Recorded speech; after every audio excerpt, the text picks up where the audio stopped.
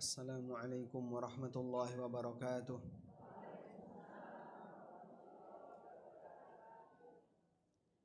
Alhamdulillahi rabbil alamin.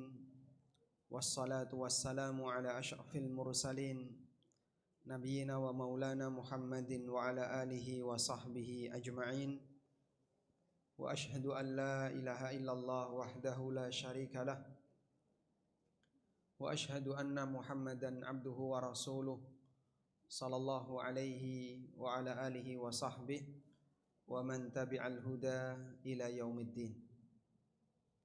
Alhamdulillah, puji syukur kita haturkan kehadirat Allah Subhanahu wa taala di waktu duha yang cerah siang hari ini. Allah Subhanahu wa taala memberikan kita kemudahan untuk bisa melangkahkan kaki di majelis ilmu dalam rangka untuk belajar bagaimana menjadi insan yang lebih bertakwa. Belajar di waktu pagi punya keutamaan yang lebih besar dibandingkan waktu yang lain. Dalam sebuah hadis yang diriwayatkan oleh Al-Mundhiri dari sahabat Abu Umamah Al-Bahili. Hadisnya riwayat siapa? Al-Mundhiri dari sahabat Abu Umamah Al-Bahili. Rasulullah sallallahu alaihi wasallam bersabda, "Man ghada ilal masjid la yuridu illa ay yata'allama khairan aw yu'allimahu kana lahu ajru hajatin tamman hajjatuhu."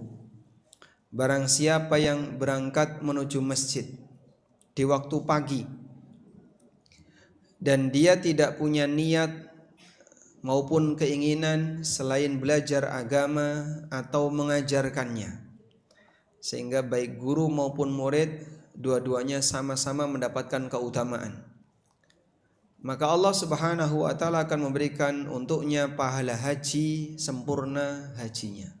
Masya Allah. Ini keutamaan bagi mereka yang datang di waktu pagi untuk belajar. Tapi ini jika niatnya murni ikhlas untuk Allah, betul-betul untuk belajar, bukan nyari snack, ketemu teman untuk store arisan, apalagi COD-an. Karena terkadang orang datang kajian itu punya banyak sekali niat-niat yang nebeng. Ada yang niat COD-an, ada COD-an? Ada, Masya Allah. Ada yang dia datang karena merasa malu. Wah, nanti kalau saya nggak datang dicari sama temennya yang ini, dicari sama temennya yang ini. Ada yang kajian hanya dijadikan sebagai tempat kumpul awal, setelah itu dia healing dan shopping. Kita kumpul dulu pas kajian, habis itu nggak tahu, wallahu alam. Entah kecantol di mall atau kecantol di warung mana, pulangnya jam 3 sore. Pamit ke suaminya jam berapa? Jam 9 kajian. Pulangnya jam 3. Kok Ustaz tahu dari mana? Ini main perasaan saja. Tapi dugaan kuat saya ada kasus seperti itu. Karena itu bersihkan semua niat-niat seperti ini. Kita fokus la yuridu illa ay yata'allama khairan aw yu'allima. Tidak ada keinginan yang lain selain dalam rangka untuk belajar atau mengajarkan agama. Kita berharap semoga ketika amal kita diterima, dibalas oleh Allah Subhanahu wa taala, bisa mendapatkan pahala seperti pahala haji yang sempurna. Ada yang belum haji? Mungkin banyak ya. Tapi orang bisa mendapatkan pahala haji dengan amalan yang nilai pahalanya disebut oleh Nabi SAW seperti mendapatkan pahala haji. Contohnya tadi ya, berangkat kajian di waktu pagi. Kalau waktu sore Pak, nggak berlaku. Karena hadisnya hanya menyebutkan man ghada ilal masjid. Siapa yang berangkat di waktu pagi menuju masjid. Kemudian yang kedua, ini adalah masjid yang merupakan rumah Allah. Berkali-kali kita ingatkan adab ketika kita berada di rumah Allah, sehingga jaga sopan santun, jaga lisan, Kalau tadi dikasih peringatan, tolong HP-nya di silent. Lebih penting mana? Men-silent HP atau men-silent lisan? Ya? Men-silent? Kalau HP itu kan bunyi mungkin hanya setengah jam sekali, hanya berdering sekian menit. Tapi kalau lisan, Masya Allah. Jadi tadi mungkin peringatannya kurang banyak ya. HP-nya di silent tapi lisannya masih gini. Baik. Biar kajian kita lebih khidmat, sehingga mohon semuanya tenang ya. Nanti kalau Anda mau bikin forum, boleh dilaksanakan setelah forum kita selesai. Kita mau belajar tentang bagaimana menjadi insan yang bertakwa. Allah Subhanahu wa taala menyebutkan tujuan utama diwajibkan adanya puasa. Apa tujuannya? La'allakum tattaqun, agar kalian bertakwa. Yang bisa bertakwa kepada Allah itu siapa, Pak? Semua hamba Allah punya peluang untuk bisa bertakwa kepadanya. Selama dia berusaha untuk mentaati Allah, dia berusaha untuk mengikuti perintah dan menjauhi larangannya, maka dia bisa menjadi hamba yang bertakwa. Dan puasa salah satu di antara cara untuk bisa bertakwa. Kenapa, Pak? Karena puasa itu orang belajar menahan diri dari sesuatu yang dilarang. Belajar menahan diri dari sesuatu yang dilarang. Kalau Anda lihat ya, hampir semua amalan itu kan ada bacaan tertentu atau gerakan tertentu. Contoh, dalam sholat ada rukun sholat. Sebutkan rukun sholat. Takbiratul ihram, berdiri, menghadap kiblat, membaca Al-Fatihah, ruku', i'tidal, sujud dan seterusnya. Ada gerakan dan bacaan yang menjadi rukun sholat. Sebutkan gerakan yang menjadi rukun haji. Wukuf di Arafah, tawaf, sa'i. Sebutkan bacaan yang menjadi rukun apa? Rukun sholat adalah bacaan Al-Fatihah. Tapi kalau saya tanya, sebutkan bacaan yang menjadi rukun puasa. Niat itu di hati, tidak harus dibaca ya. Sehingga orang nggak baca niat pun puasanya sah. Sebutkan gerakan yang menjadi rukun puasa. Orang puasa itu harus bergerak apa biar sah? Tidak ada. Sehingga wong poso meneng begegek, mau turu dari mulai subuh sampai maghrib, sah nggak puasanya? Sah. Karena puasa ini ibadah tanpa amalan. Orang cuman diam saja itu sah puasanya. Beda kalau sholat, sholat kok mau merem tok. Takbiratul ihram merem, ya. Ngerti-ngerti lungguh salam. Sah atau tidak? Tidak sah, karena dia tidak melakukan gerakan tertentu atau bacaan tertentu. Sehingga ibadah puasa ini ibadah tanpa amalan. Dari mulai subuh sampai maghrib tidak ada amalan tertentu dan tidak ada bacaan tertentu. Terus isi dari ibadah puasa itu apa, Pak? Hakikatnya cuman kamu menahan diri. Menahan diri dari apa?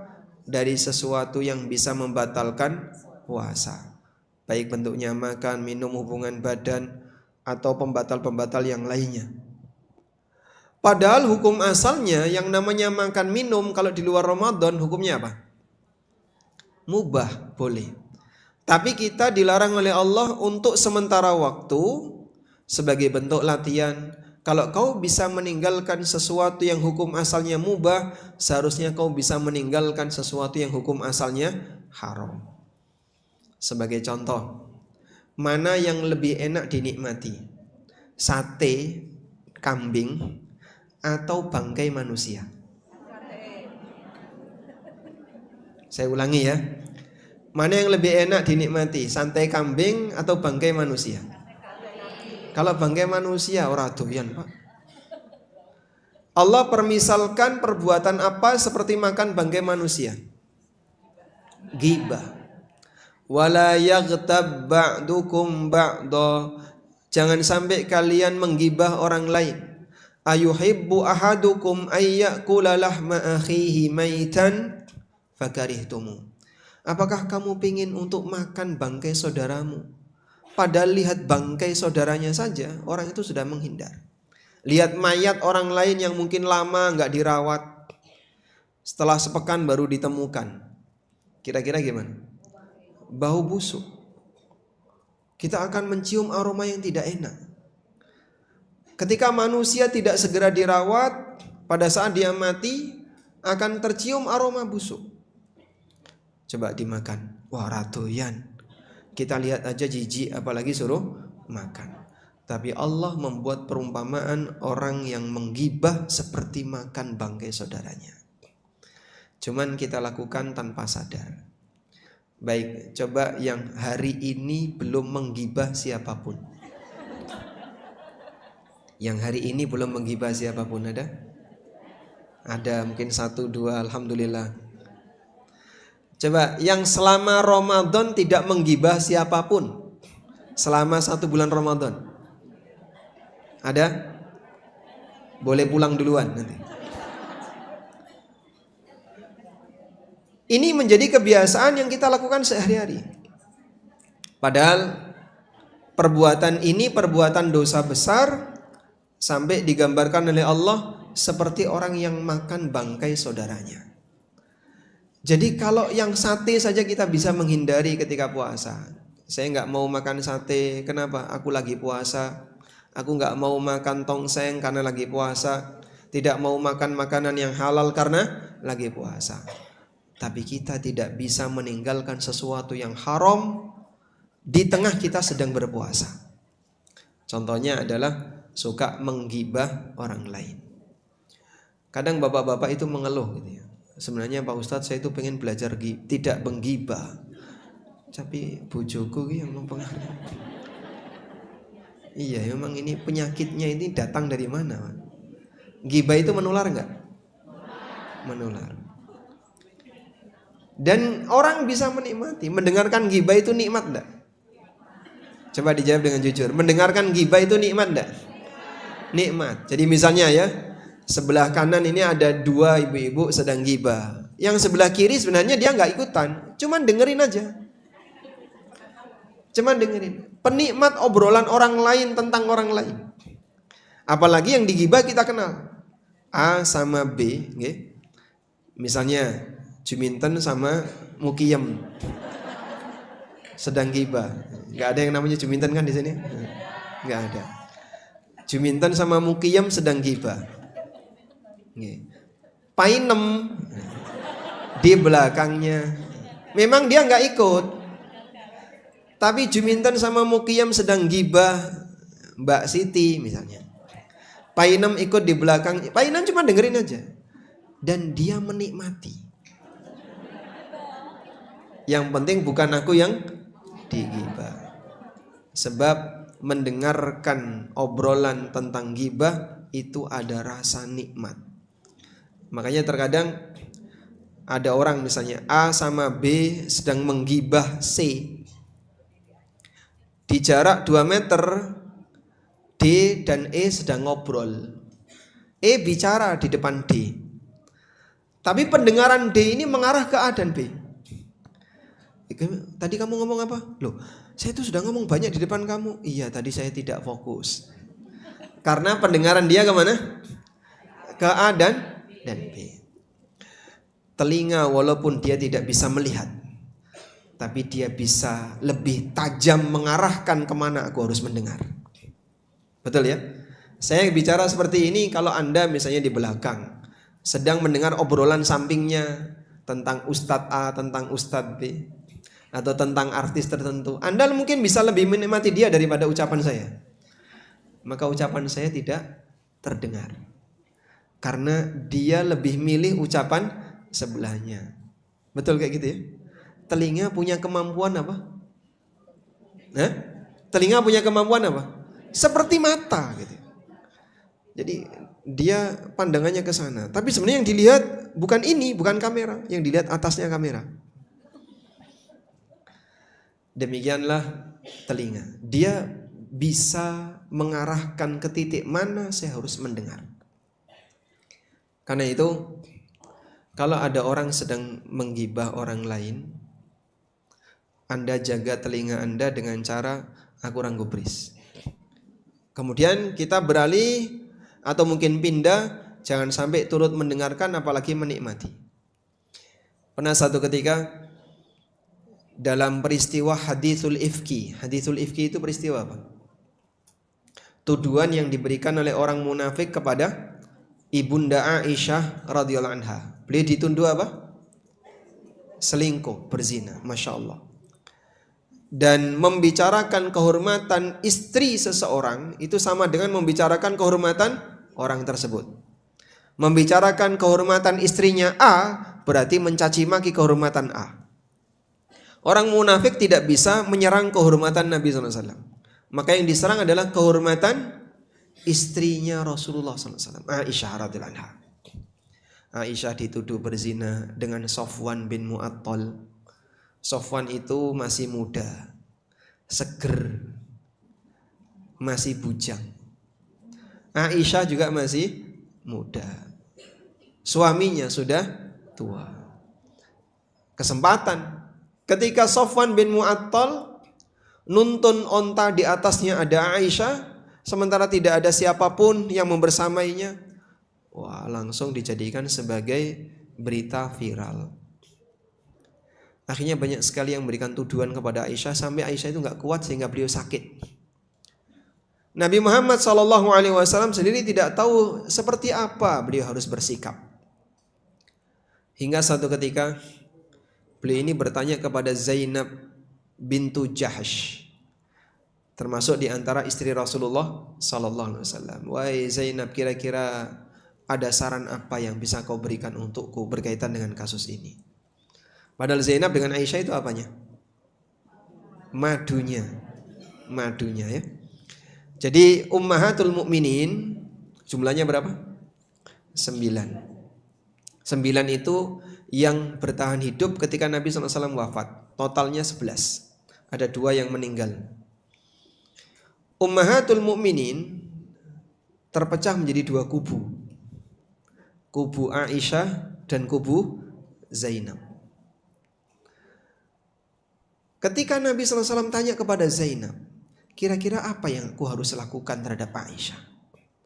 Wah, itu kalau wanita zaman sekarang, ya Rasulullah, serasa suwe-suwe gas, ceraikan saja itu.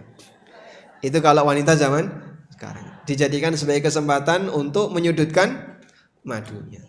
Tapi Masya Allah, Zainab tidak seperti yang Anda bayangkan. Apa kata beliau? Ya Rasulullah, inni ahmi lisani wa sam'i. Ya Rasulullah, aku menjaga lisan dan pendengaranku. Tidak cuma jaga lisan, tapi juga jaga pendengaran. Jaga pendengaran itu gimana? Aku gak mau dengar. Apa kata orang tentang gosip ini, gosip ini, gosip. Udah, saya gak mau dengerin. Itu kontraproduktif. Perbuatan yang sama sekali tidak menguntungkan bagi manusia. Aku gak mau dengar. Masya Allah.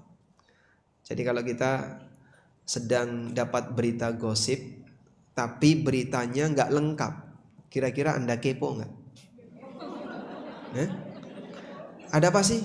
Kok katanya lagi aja desas-desus kayak gini, bener gak sih? Wah, kepo banget ya. Terus digali lagi. Kamu kepo ngapain? Itu urusan keluarga orang lain. Ya kan ini sesuai realita. Justru ghibah itu sesuai realita. Tapi orang itu suka kepo ketika dia sedang mendapatkan berita tentang gosip orang lain yang gak lengkap. Masya Allah. Cari info ke sini. Gimana caranya biar bisa mendapatkan info yang lebih lengkap? Apa manfaatnya?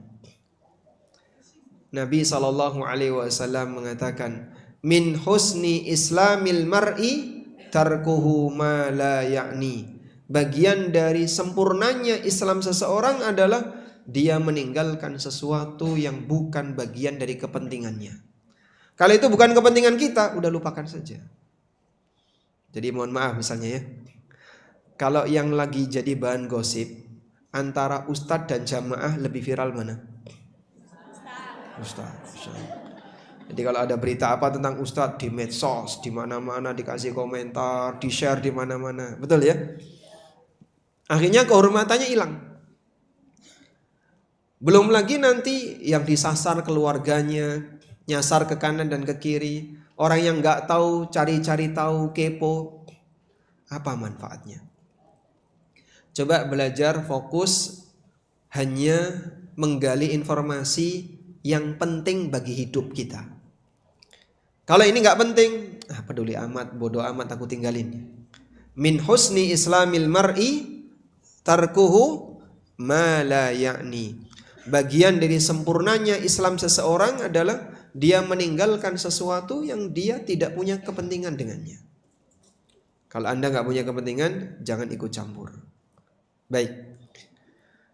Selanjutnya, setelah kita melihat hakikat dari puasa yang bisa mengantarkan orang untuk bisa bertakwa.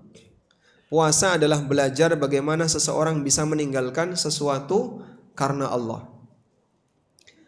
Maka seharusnya dia juga bisa meninggalkan sesuatu yang haram karena Allah. Gak boleh ini dia tinggalin, gak boleh ini dia tinggalin, gak boleh ini dia tinggalin. Demikianlah orang yang kalau sudah terbiasa puasa, dia akan lebih ringan untuk meninggalkan sesuatu yang haram. Anda catat ini ya.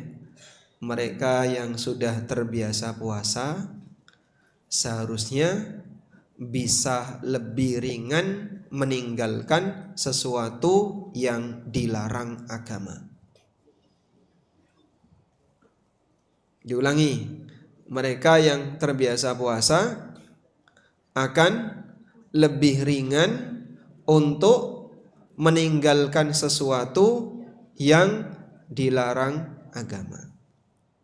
Baik, saya mau tanya, ketaatan itu kan ada dua ya, menjalankan perintah, menjauhi larangan. Yang lebih berat yang mana?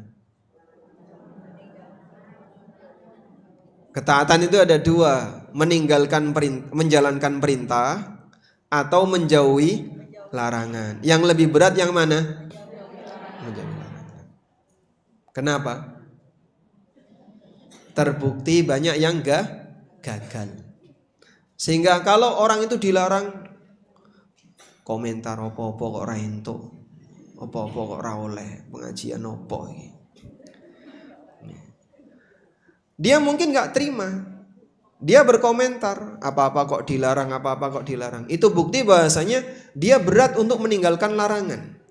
Tapi kalau sebatas, ayo memperbanyak ibadah, memperbanyak puasa, memperbanyak sholat sunnah, memperbanyak sedekah, mudah untuk diterima. Walaupun mungkin dia masih keberatan untuk melaksanakan, tapi menerimanya mudah. Saya pernah dapat cerita ya. Ada sebuah hadis riwayat Bukhari Muslim. Hadis ini disampaikan oleh seorang ustadz dalam forum pengajian ummahat, pengajian ibu-ibu. Hadisnya bunyinya kayak gini ya. Idza da'a rajulun imra'atahu ila firashihi fa'abat ayyatiha. Apabila seorang suami ngajak istrinya ke ranjang, tapi istrinya menolak untuk mendatanginya. La'anat hal malaikatu hatta tusbih. Maka malaikat akan melaknatnya sampai subuh. Ibu-ibu ada yang komentar, Pak Ustadz, itu ngapain sih malaikat kok ngurusi rumah tangga orang? Subhanallah. Malaikat kurang kerjaan itu.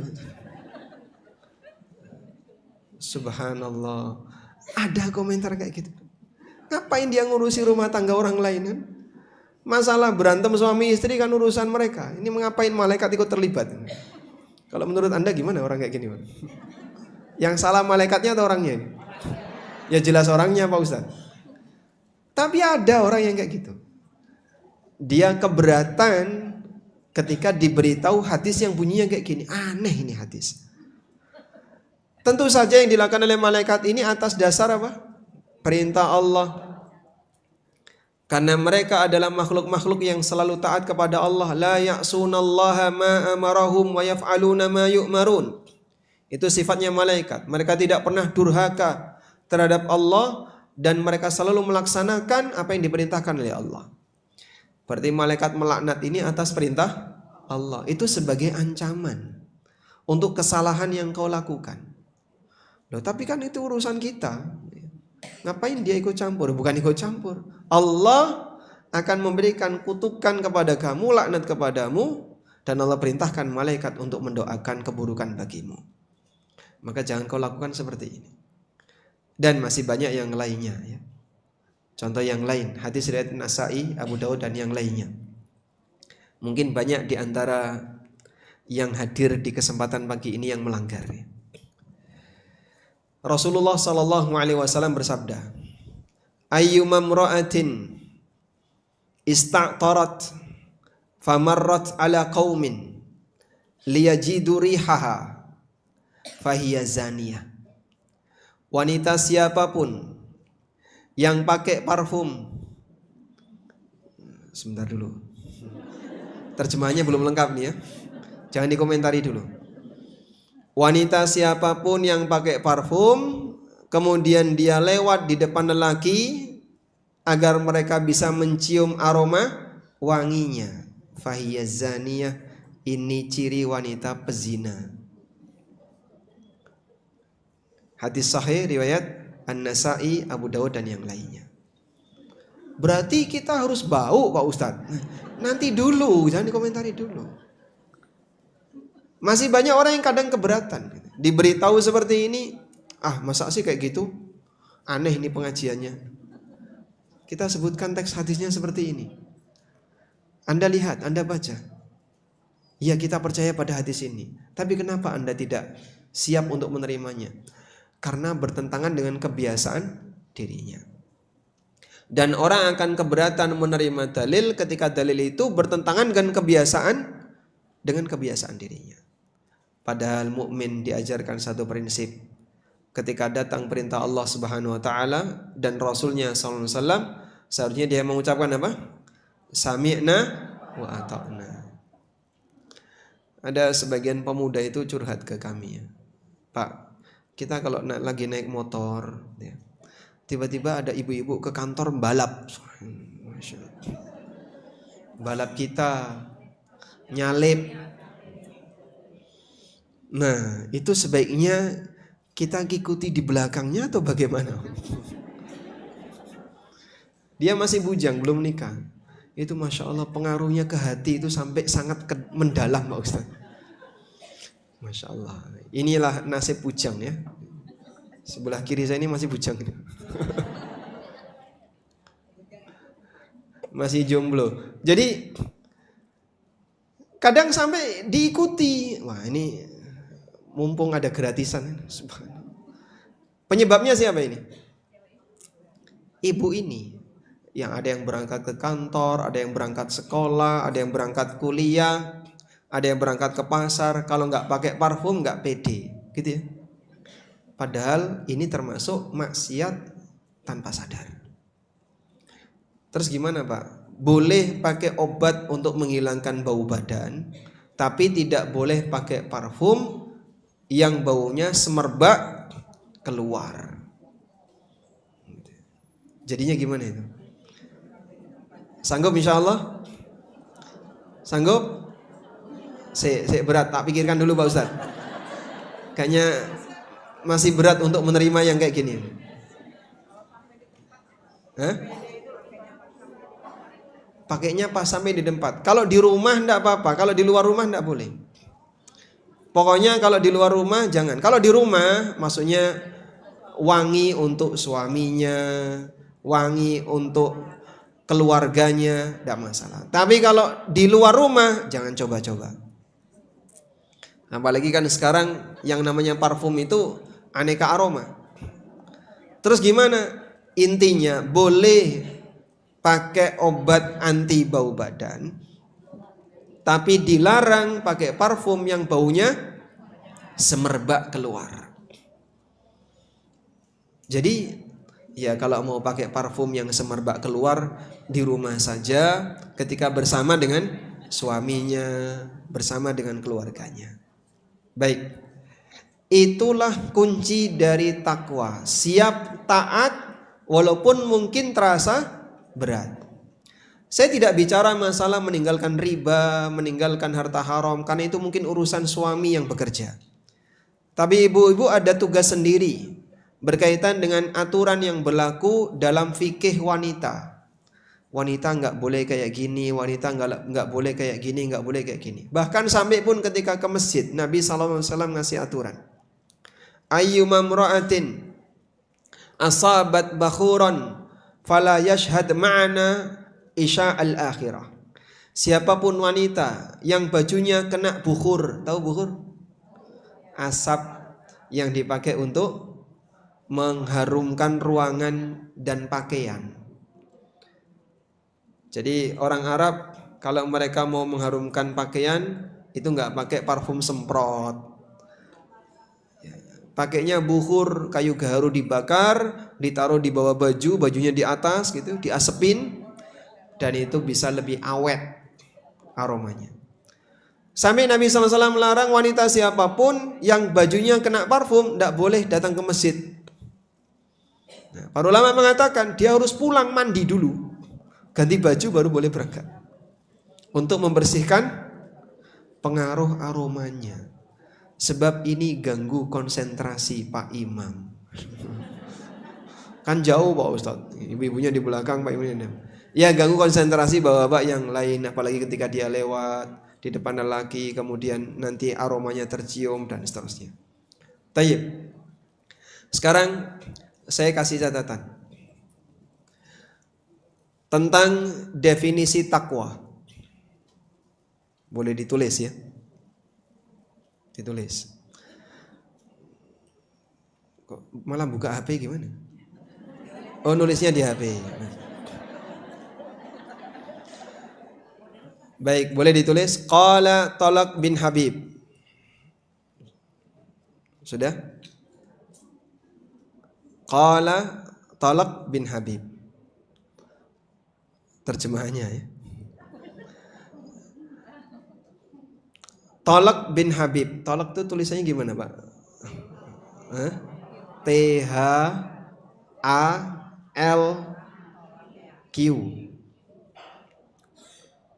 bin Habib. Ini ulama tabi'in.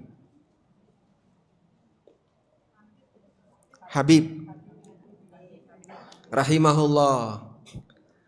Takwa adalah at-taqwa an ta'mala bi ta'atillah ala nurin minallah tarju thawaballah wa an tatruka ma'siyatallah ala nurin minallah takhafu iqaballah. Takwa adalah engkau mengamalkan ketaatan,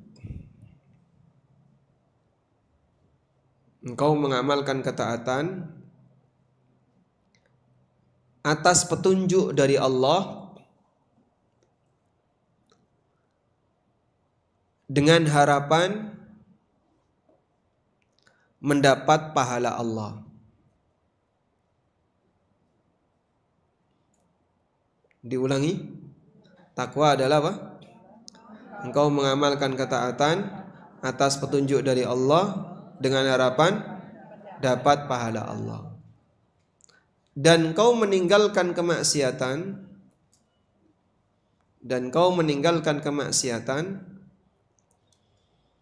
atas petunjuk dari Allah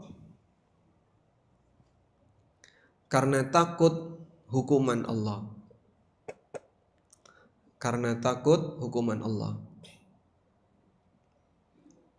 Sudah? Coba diulang. Dan kau meninggalkan kemaksiatan atas petunjuk dari Allah karena takut hukuman Allah. Itulah definisi takwa. Jadi unsur takwa itu ada dua, melakukan ketaatan dan meninggalkan kemaksiatan. Landasannya adalah atas petunjuk dari Allah, bukan inisiatif pribadi. Kenapa kamu lakukan ini? Ya ini inisiatif pribadi saya. Oh, enggak bisa kayak gitu. Disebut taat ketika di situ ada petunjuk dari Allah.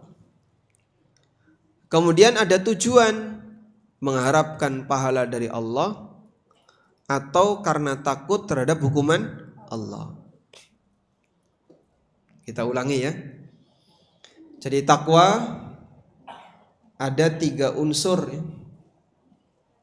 Pertama, bentuknya adalah mengamalkan ketaatan dan meninggalkan kemaksiatan. Unsur yang kedua, landasannya. Landasannya berdasarkan petunjuk dari Allah. Yang ketiga, unsur tujuan, untuk mengharapkan pahala dan takut dari hukuman Allah. Itulah 3 unsur takwa. Baik, bisa disebutkan 3 unsur takwa ada apa saja? 1, bentuknya mengamalkan perintah, menjauhi larangan. Landasannya atas petunjuk dari Allah. Jadi tidak boleh ngarang sendiri atas inisiatif pribadi, enggak kayak gitu. Yang ketiga, tujuannya dapat pahala, menghindari hukuman. Baik. Dari sini kita mendapatkan satu pelajaran bahwa takwa itu harus berdasarkan bimbingan. Berarti orang boleh enggak beribadah tapi enggak punya panduan? Enggak boleh. Itu prinsip yang tolong dipegangi betul-betul. Muhammadiyah memperjuangkan ini besar-besaran sampai jadi gerakan anti TBC. Anda tahu TBC? Tahayul, bid'ah, khurafat. Gerakan anti TBC itu kan gerakannya Muhammadiyah. Karena orang kalau nambah-nambahi amalan, maka dia nambahkan sesuatu yang sudah sempurna. Padahal sesuatu yang sudah sempurna itu jangan ditambahi. Anda punya 2 mata, sempurna enggak? Sempurna. Kalau ditambahi 1 ada yang mau? Taruh belakang itu. Kayak spion, bisa lihat belakangnya. Sehingga sesuatu yang sudah sempurna kalau ditambahi itu ngerusak. Agama ini telah sempurna, Allah yang menyempurnakan. Al-yawma akmaltu lakum dinakum wa atmamtu alaikum ni'mati wa raditu lakumul Islam madina. Aku telah jadikan nikmat ini sempurna. Wa atmamtu alaikum ni'mati, dan aku sempurnakan nikmatku untuk kalian. Baik. Yang kedua, takwa itu punya tujuan. Takwa itu punya tujuan. Apa tujuannya? Mengharapkan pahala dan takut dari azab Allah. Pak, saya itu pernah dengar kayak gini, Pak. Ini benar gak sih? Kalau beribadah tapi tujuannya untuk dapat surga, itu syirik. Benar atau tidak? Ini salah ya. Mohon dipahami, keyakinan ini tidak benar. Kenapa, Pak? Karena surga itu dijanjikan dalam Al-Quran. Dan sesuatu yang dijanjikan boleh diharapkan. Kecuali kalau Anda tidak merasa percaya dengan janji itu. Kamu percaya nggak dengan janji surga? Kayaknya nggak percaya saya. Kalau orang nggak percaya dengan janji surga gimana? Keluar dari Islam. Berarti dia tidak beriman kepada hari akhir. Makanya dalam doa Sayyidul Istighfar, hafal nggih? Kalimatnya gimana? Allahumma anta rabbi la ilaha illa anta khalaqtani wa ana abduka wa ana ala ahdika wa wa'dika mastata'tu a'udzu bika min syarri ma sana'tu abu'u laka bi ni'matika alayya wa abu'u laka bidambi faghfirli fa innahu la yaghfirudz dzunuba illa anta. Anda perhatikan di situ ada kalimat wa ana ala ahdika wa wa'dika mastata'tu. Aku selalu komitmen dengan perjanjianku kepadamu. Perjanjian kita kepada Allah adalah beribadah kepada Allah. Alastu bi rabbikum qalu bala. Bukankah aku Rabb kalian? Mereka menjawab iya. Wa wa'dika, dan aku selalu percaya dengan janjimu kepadaku. Apa janji Allah? Allah akan ngasih balasan yang baik bagi hamba yang taat kepadanya. Maka mengharapkan balasan itu konsekuensi iman. Sehingga mengharapkan surga ini konsekuensi kita percaya dengan surga. Karena itu kita beribadah kepada Allah dengan motivasi biar dapat surga, biar dapat pahala, biar disayang Allah, hukumnya boleh. Bahkan itulah konsekuensi dari iman. Baik. Nah, tadi sudah kita sebutkan di awal ya. Mana yang lebih berat, melaksanakan perintah atau meninggalkan larangan? Kenyataannya meninggalkan larangan. Karena banyak orang ketika dia punya kebiasaan tertentu kok dilarang, itu Masya Allah lebih berat daripada ngangkat gunung. Karena itu sudah menjadi kebiasaan dia. Tadi kita nyinggung gibah saja sudah banyak yang mulai tersindir. Ini Pak Ustadz nyinggung saya ini. Bukan nyinggung Anda, nyentil Anda. Kalau nggak merasa, nggak usah merasa ya. Nah, di posisi inilah orang diuji oleh Allah. Sejauh mana kau bisa meninggalkan yang dilarang oleh Allah, itulah tingkat takwamu. Dan sejauh mana kau bisa melaksanakan perintah Allah, itulah ukuran keberhasilan takwamu. Karena itu, dalam agama ini, takwa tidak ada ujungnya. Ditulis ya. Takwa itu tidak ada ujungnya. Puncak takwa itu kayak gimana sih Pak? Gak ada. Sehingga orang bertakwa kepada Allah sampai kapan? Sampai selesai umurnya, sampai mati. Dan seperti apa tingkat bertakwa yang paling tinggi? Tidak ada. Orang bertakwa diperintahkan untuk bertakwa. Karena siapapun yang bertakwa, dia masih bisa menambah takwa. Karena itu Nabi Muhammad SAW diperintahkan untuk bertakwa. Ditulis ya. Nabi Muhammad SAW diperintahkan untuk bertakwa. Apa dalilnya? Firman Allah di surat Al-Ahzab. Ya ayyuhan nabiyyu taqillaha wa la tuti'il kafirina wal munafiqin. Wahai Nabi, bertakwalah kepada Allah. Dan janganlah engkau mentaati orang kafir dan orang munafik. Anda lihat, Nabi diperintahkan untuk bertakwa. Loh Pak, bukannya beliau itu orang yang paling bertakwa? Betul. Kenapa kok beliau masih diperintahkan untuk bertakwa? Sebab takwa itu tidak ada ujungnya. Sehingga orang yang paling bertakwa untuk ukuran manusia diperintahkan untuk bertakwa. Karena itu jangan pernah merasa aku sudah bertakwa. Merasa bertakwa bisa jadi tanda dia belum bertakwa. Ditulis ya. Yang merasa bertakwa bisa jadi dia belum bertakwa. Bagaimana Pak merasa bertakwa yang itu merupakan tanda orang tidak bertakwa? Coba Anda lihat, ini penting ini ya. Boleh dibuka mushafnya di surat An-Najm. Allah Subhanahu wa taala melarang kita untuk mentazkiyah diri kita sendiri. Surat An-Najm ayat 32. Surat An-Najm ayat 32. Di antara ciri orang yang bertakwa, kata Allah, alladzina yajtanibuna kabairal itsmi wal fawahisha illal lamam, yaitu orang-orang yang menjauhi dosa-dosa besar, wal fawahish, dan dosa-dosa yang menjijikkan, illal lamam, meskipun dia melakukan walakin al-lamam, meskipun dia melakukan dosa-dosa al-lamam. Lamam itu dosa kecil. Inna rabbaka wasi'ul maghfirah, sesungguhnya Rabbmu zat yang maha luas ampunannya. Huwa a'lamu bikum id ansha'akum minal ardi wa id antum ajinnatun fi butuni ummahatikum Fala tuzakku anfusakum huwa a'lamu bimanittaqa.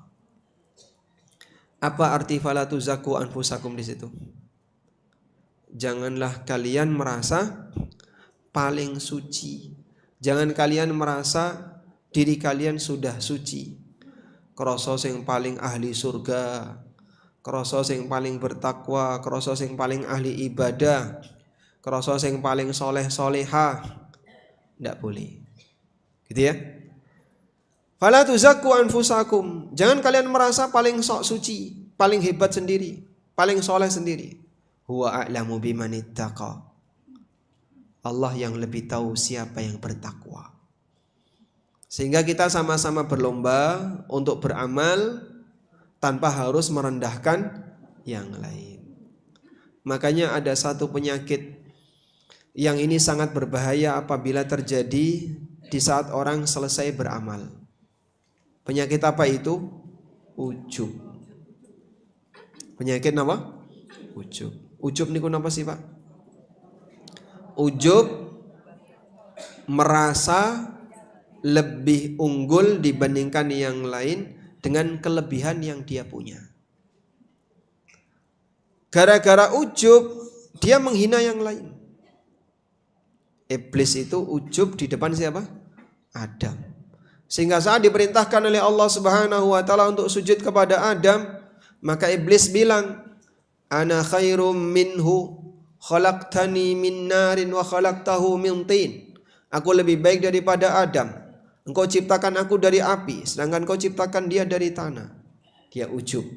Akhirnya dia tidak mau mentaati perintah Allah untuk sujud kepada Adam. Ada orang misalnya selesai ibadah dia ujub.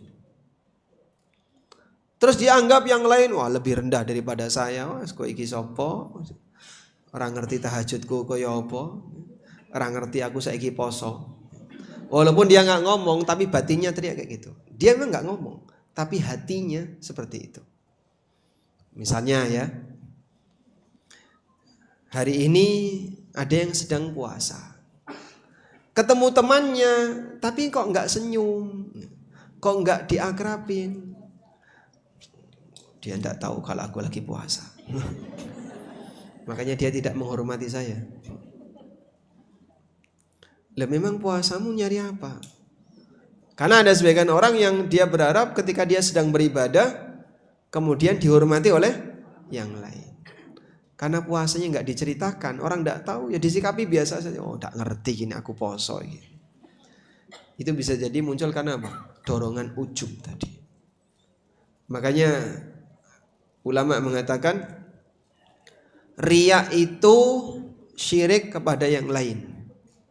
Ujub itu syirik kepada dirinya sendiri. Riya itu syirik kepada yang lain.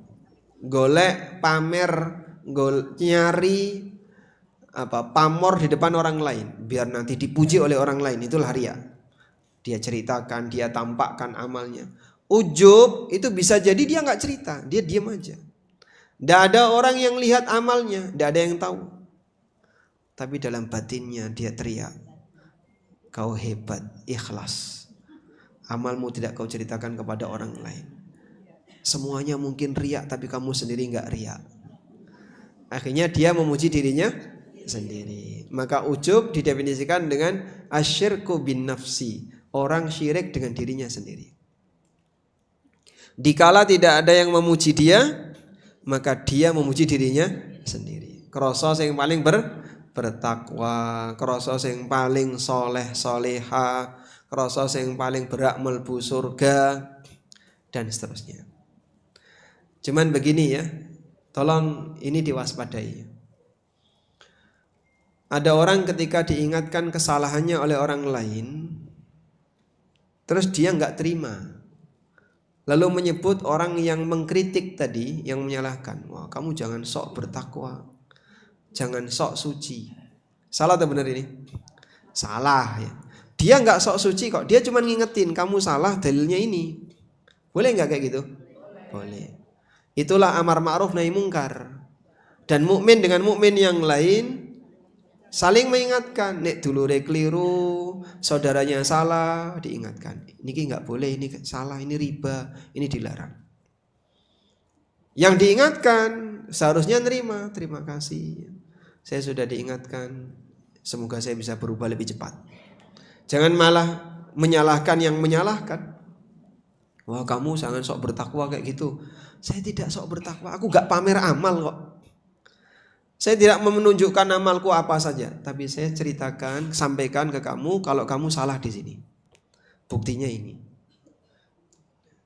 Gitu ya. Karena ada sebagian orang yang kadang tidak terima ketika dia disalahkan, kemudian menyerang balik, terus bilang, kamu jangan suka menyalahkan orang, atau jangan suka sok bertakwa, sok suci, suka menyalahkan orang. Kita tidak menyalahkan orang, tapi saya lihat kau telah bersalah sehingga harusnya kau benahi seperti ini. Wallahu alam. Dugi jam pinten? Kayaknya sudah mulai bosan untuk ngrungokno. Maksimal 1 jam tuh. 2 jam. Nanti saya diprotes. Biasanya ini kajian di mana? CIH. Kok pindah ke sini? Oh, memang sekarang di sini. Tapi jamaahnya sama semua, CIH, Maskam.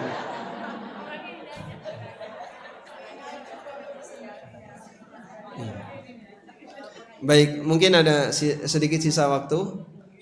Kita berikan kesempatan, barangkali ada jamaah yang mau menyampaikan sesuatu, kami persilahkan. Wassallallahu ala nabiyyina Muhammadin wa ala alihi wa sahbihi wasallam.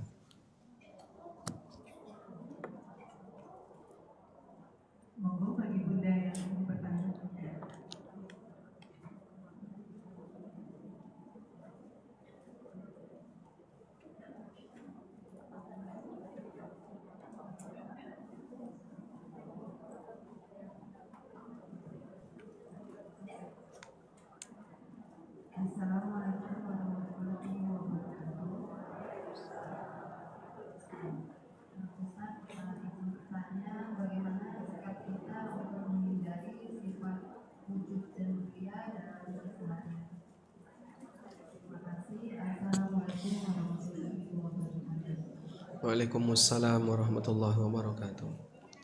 Bagaimana sikap kita untuk bisa menghindari ujub dan riya dalam kehidupan sehari-hari? Orang itu akan merasa ujub dan riya kalau dia punya kelebihan. Misalnya kelebihan ibadah atau kelebihan dari sisi kemuliaan, tapi tidak mendapatkan pujian orang. Maka cara yang paling efektif untuk menghindari ini adalah yakini pujian manusia sama sekali tidak akan menambah jatah rizki kita. Pujian dan celaan orang lain tidak akan mempengaruhi jatah rizki kita. Sehingga misalnya ya, jenengan tuh senang dipuji dengan kalimat apa? Kamu cantik, baik hati, terus apa lagi? Soleha. Si A memuji si B, kamu cakep, baik hati, soleha. Apakah rizki si B bertambah? Bertambah atau tidak? Tidak. Maka kita juga harus punya keyakinan kayak gitu ya. Pujian yang diberikan oleh orang lain itu sama sekali tidak akan menambah rizki kita, tidak menambah umur, tidak mengubah takdir. Ya cuman mau bahagia sesaat, setelah itu hilang. Maka jangan sampai yang sifatnya bahagia sesaat ini menghilangkan balasan yang sifatnya abadi di akhirat. Balasan abadi di akhirat contohnya apa Pak? Ya surga dan pahala Allah. Gara-gara dia senang dipuji, dia pamerkan amalnya kepada orang lain. Karena itu kalau kita melihat ada sisi kelebihan yang dimiliki oleh orang lain, yang kita lakukan apa? Tenang dulu ya. Kalau Anda melihat ada sisi kelebihan yang dimiliki oleh orang lain, yang Anda lakukan apa? Mendoakan dengan keberkahan. Allahumma barik. Atau kalimat barakallahu lak. Atau kalimat barakallahu fik. Intinya mendoakan keberkahan. Karena kalau dipuji, Masya Allah, apike, cakepe, cantik dan seterusnya, itu tidak akan menambah dia makin cantik. Sama saja ya. Sehingga gosong yang tetap gosong, ireng yang tetap ireng, walaupun dia dipuji oleh banyak orang. Betul ya? Maka lupakan saja ya untuk mencari pujian-pujian seperti ini. Terus gimana Pak Ustadz? Minta orang itu untuk mendoakan. Karena itu para ulama tidak ada yang minta dipuji, tapi adanya minta didoakan. Sehingga kita kalau misalnya membaca buku-bukunya para ulama, kita mendoakan rahimahullah rahmatan wasi'ah wa ghafarallahu lahu wa liwalidayh. Semoga Allah merahmati beliau, semoga Allah mengampuni dosa-dosa beliau dan kedua orang tua beliau. Itu lebih bermanfaat daripada dipuji. Karena itu kalau Anda sekali lagi mendapatkan kebaikan dari orang lain, berikan doa bukan pujian. Wallahu a'lam. Selanjutnya. Assalamualaikum warahmatullahi wabarakatuh. Assalamualaikum warahmatullahi wabarakatuh. Izin bertanya Ustaz terkait dengan wujud dan beria. Tadi ada beberapa pertanyaan Ustaz. Ketika kalau kita melihat situasi di sekitar kita, terutama pada malam-malam yang hari libur Ustaz, karena di sana banyak sekali kalau kita berjalan di sepanjang jalan di sekitar Jogja, Sleman, kemudian itu banyak sekali. Kalau saya melihat pasangan-pasangan yang dengan pakaian-pakaian yang tidak baik, kemudian kita sedang menuju ke arah masjid, kemudian muncul perasaan seperti ini Ustaz, ya Allah itu orang tuanya kemana gitu. Terus kita berdoa, mudah-mudahan anak saya tidak seperti itu. Apakah itu termasuk dalam kategori riya atau wujud Ustaz? Dan bagaimana cara kita menyikapi jika kita melihat hal-hal yang buruk yang ada di hadapan kita? Yang kedua Ustaz, terkait dengan ghibah. Ketika kita berada di dalam kumpulan teman-teman, nah mulailah terjadi salah satu atau dua orang itu mulai menghibah.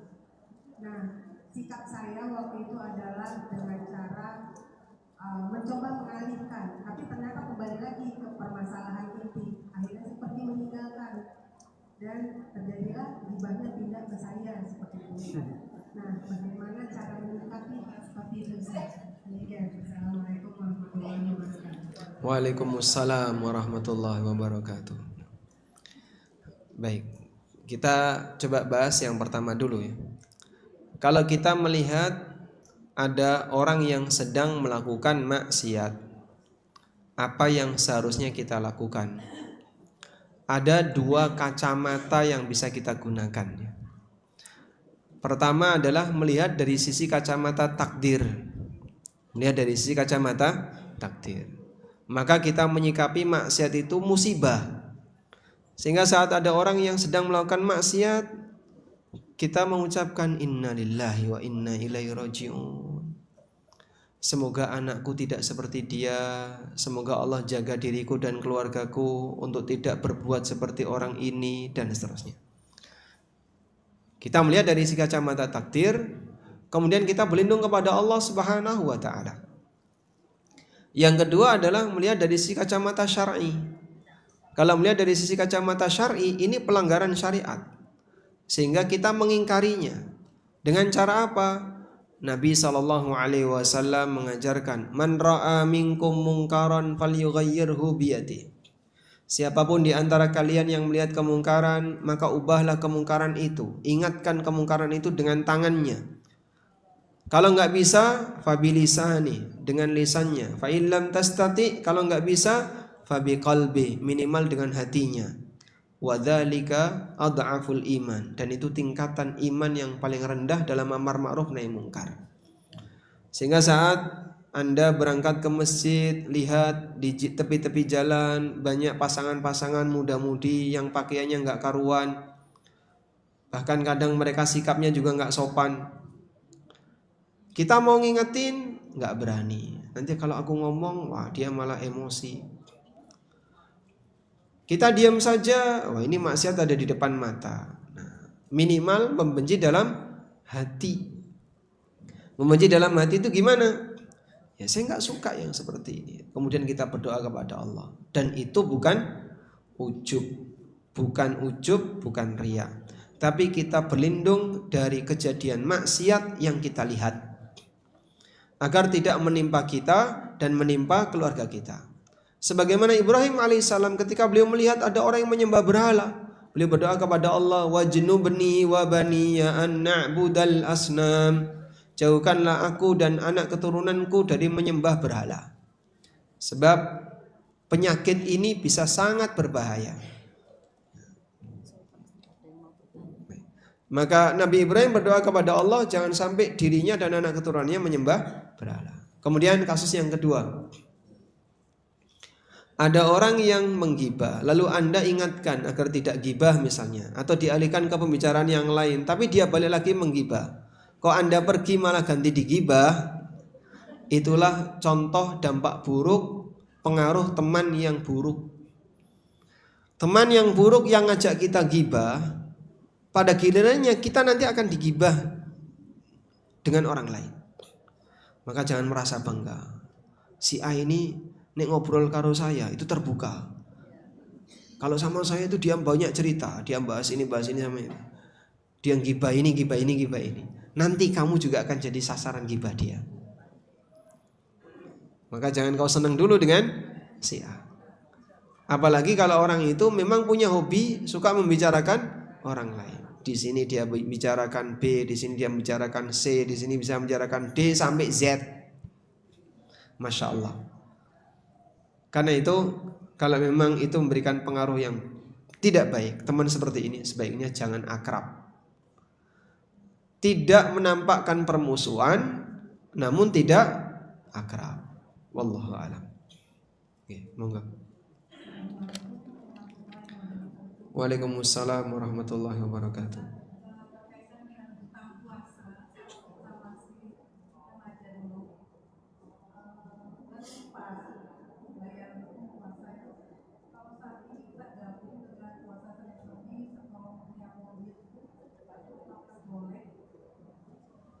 Baik.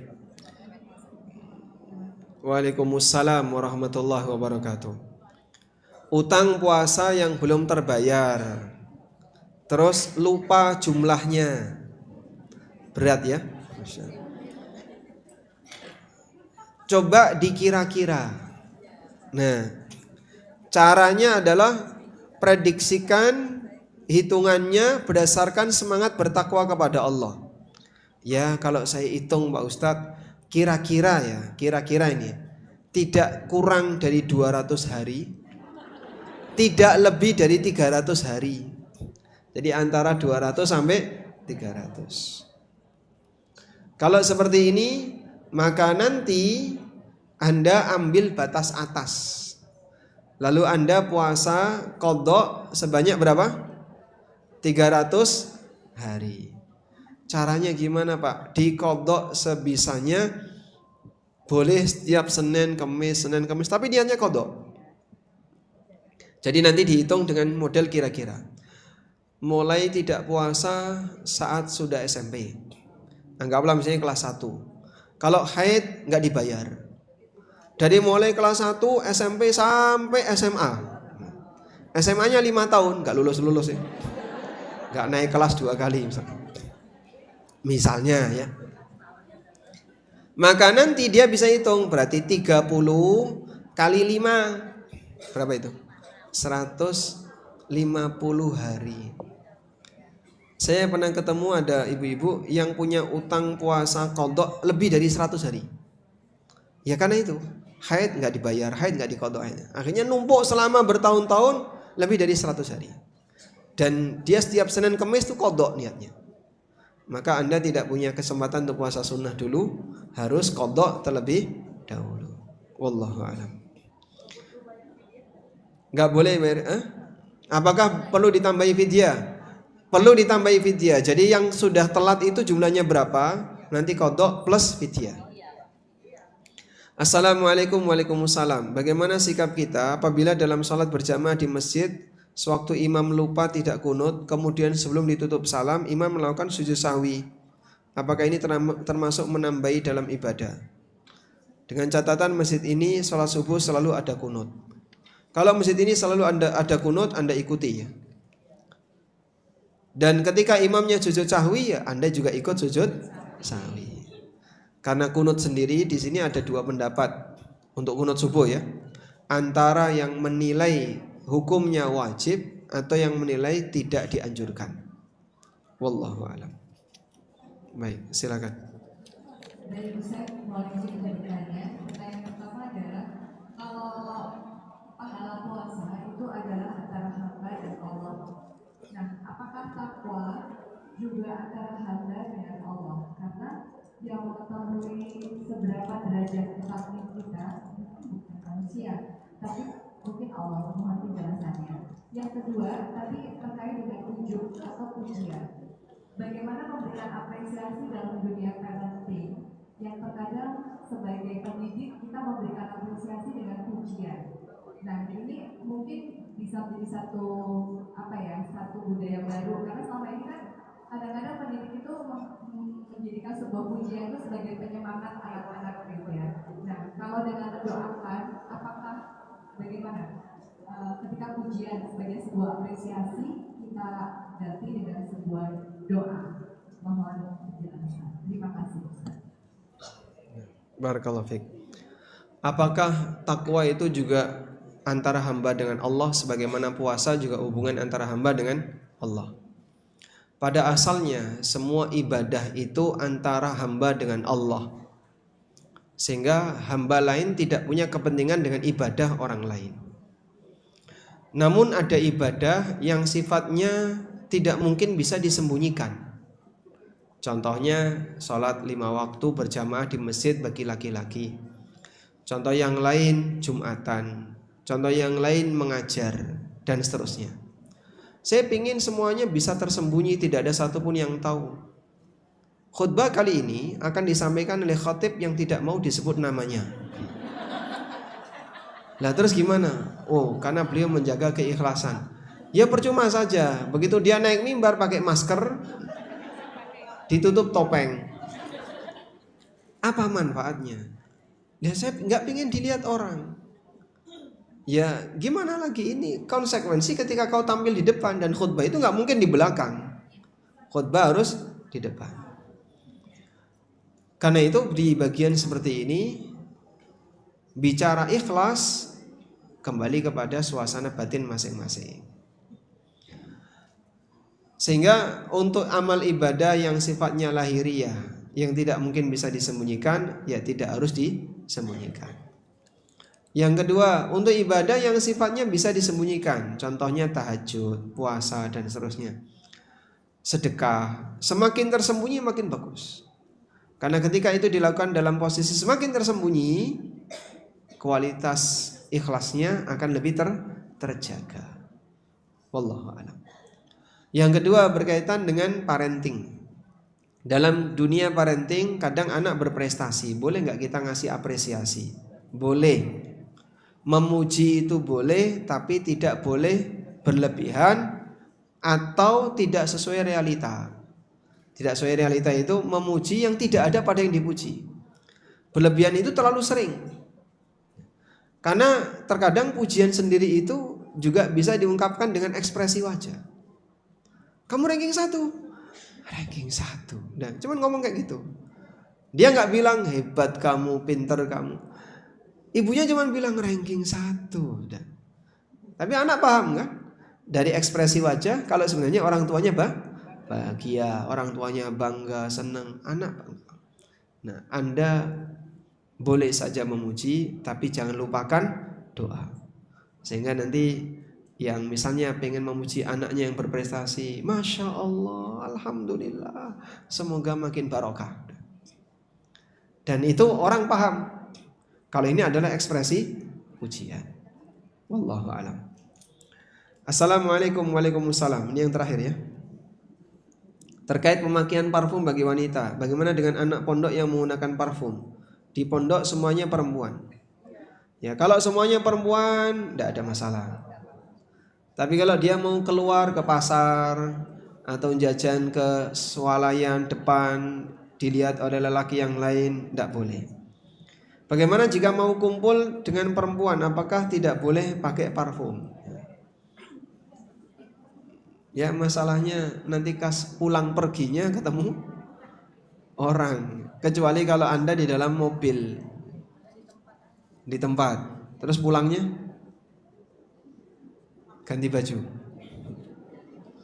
Sehingga misalnya di tempat pengajian kan ini perempuan semua pakai parfum, terus pulangnya dia bawa baju ganti, repot ya. Ya intinya pakai parfum di luar rumah ya. Ketika Anda harus berinteraksi dengan lawan jenis, hukumnya dilarang. Dan ini masuk kategori tabarruj ala jahiliyah yang dilarang oleh Allah. Wa qarna fi buyutikunna wa la tabarrajna tabarrujal jahiliyatil ula. Wahai para wanita, menetaplah kalian di rumah kalian dan jangan tabarruj seperti yang dilakukan oleh orang jahiliyah. Wallahu alam. Demikian yang bisa kita sampaikan. Semoga apa yang kita bahas ini bermanfaat. Allahumma anfa'na bima 'allamtana wa 'allimna ma yanfa'una warzuqna ilma. Allahumma inna nas'aluka fi'lal khairat wa tarkal munkarat wa hubbal masakin wa idza aradta bi'ibadika fitnah faqbidna ilaika ghaira maftunin. Allahumma inna nas'aluka minal khairi kullih ajilihi wa ajilihi ma 'alimtu minhu wa ma lam na'lam wa na'udzu bika minasy syarri kullih ajilihi wa ajilihi ma 'alimna minhu wa ma lam na'lam. Rabbana atina fid dunya hasanah wa fil akhirati hasanah wa qina adzabannar. Wa sallallahu ala nabiyyina Muhammadin wa ala alihi wa sahbihi wa sallam. Wa akhiru da'wana alhamdulillahi rabbil alamin. Wassalamu alaikum warahmatullahi wabarakatuh.